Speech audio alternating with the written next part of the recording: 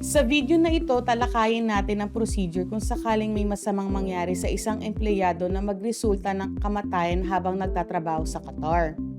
Samahan niyo ko sa video na ito. Ako nga pala si Sarah ng Elite Projects, your connection to the government. This video is sponsored by Al Rayyan Pasta, the first Qatari pasta. Ayon sa Article 57 ng Qatar Labor Law, nakasaad na ang employer ang dapat magsagot ng gastusin para sa paghahanda at transportasyon ng katawan ng yumaong empleyado patungo sa kanyang home country o sa lugar ng kanyang tirahan ayon sa kahilingan ng mga kamag-anak.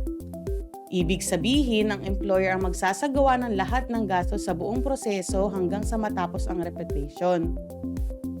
Kung hindi isasagawa ng employer ang pagtransport ng katawan ng yumaong empleyado, ang Labor Department ang magsasagawa nito at kanilang sisingilin ang kumpanya pagkatapos. Tandaan na dapat ding ibigay ng employer ang lahat ng angkop na benepisyo ng yumaong empleyado at ibigay ito sa kanyang pamilya. May tanong ka pa ba? Ilagay mo na yan sa comment section at i-share mo na din ang video na to sa mga friends mo. At huwag kalimutan i-click ang notification bell para updated ka sa mga future videos namin. Bye!